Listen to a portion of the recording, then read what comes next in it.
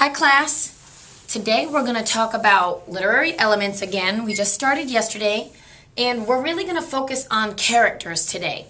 Now literary elements are story elements. They're parts of every story that you read. So we're really going to focus on characters like I said. Characters, a person, animal, plant, or object that talks or thinks in a story. The story we read yesterday of the three little pigs and the big bad wolf, we discussed the characters were the three pigs, the mom pig, and then the big bad wolf. Those are the characters of the story.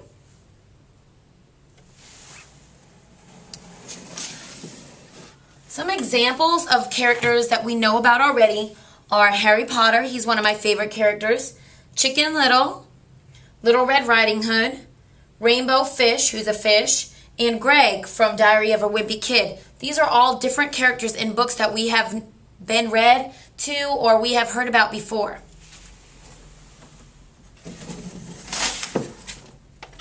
All right, character traits. These are words, adjectives, that describe what the character is like. The author is going to use certain words or emotions that the character feels to help you understand what the character is like. Some examples of some character traits are lazy, greedy, clumsy, they fall all over the place, like Miss Foster, messy, spoiled, serious, the opposite of serious, silly, they like to joke all the time, or rude.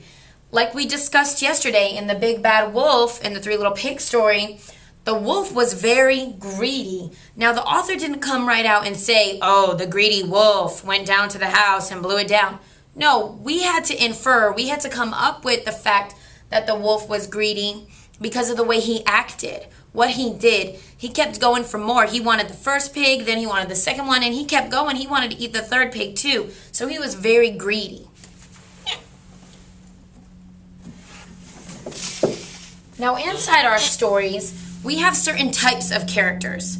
There's always a main character in every story we read, and then there's supporting characters. The main character is a character who stands out and is really important. So in the book we just read, The Three Little Pigs and the Big Bad Wolf, I would almost say that the main character would be the wolf because it constantly refers to the wolf, to the wolf, to the wolf, to the wolf.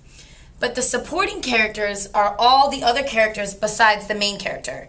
So the supporting characters in that story we just read might be the three little pigs. Now, some other types of characters. We have a protagonist and an antagonist. The protagonist is usually the central/main character in a story. It's the main person that the story is about. Then the antagonists are a character or a group of characters. It doesn't necessarily have to be one. It could be a whole group of characters that are against / or in conflict with the protagonist. The antagonists are going to constantly cause problems for the main character. They're always going to be in their face. They're always going to be against them. They're going to try to cause problems with them all the time. So these are the different types of characters that we're going to talk about.